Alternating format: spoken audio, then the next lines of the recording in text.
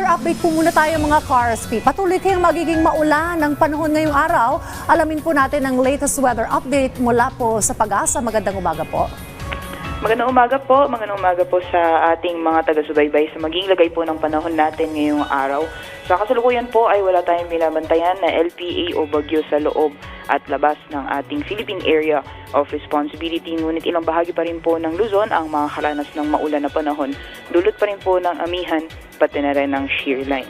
Dito po sa Metro Manila, gayon din sa Cagayan, Isabela, Quirino, Aurora, Nueva Ecija, Bulacan, Rizal, Quezon, pati na rin sa Kalayaan Islands. Posible pa rin po yung makulimlim na panahon at may mga pag-ulan pa rin dulot na epekto ng shear line, especially po sa areas ng Cagayan, Isabela at Aurora. Maaari pong maging malakas yung mga pagbuhos ng ulan na posible pong magdulot ng mga pagbaha pati na rin yung pagguho ng lupa. At inaasahan po na naman papatuloy po yan sa susunod na 2 araw. So patuloy pong pinag-iingat yung ating mga kabayan dyan po sa mga nabanggit na lugar.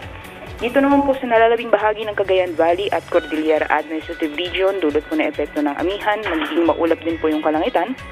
At may kasamang mga may hinang mga pag-ulan, dulot naman na epekto ng itong northeast monsoon.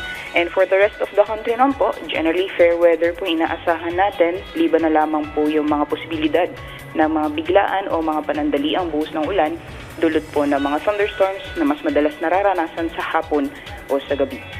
Sa ngayon po, wala din po tayong gale warning na nakataas sa anumang baybayin ng ating bansa. Ngunit iba yung pag-iingat lamang po sa mga planong pumalaot sa mga dagat baybayin ng Northern Luzon dahil maaaring maranasan pa rin yung katamtaman hanggang sa maalon na karagatan. Yan ang po latest mula dito sa Pag-asa Weather Forecasting Center. Rhea Torres po, magandang umaga, ingat po tayong lahat. Maraming salamat po Pag-asa Weather Specialist Ms. Rhea Torres.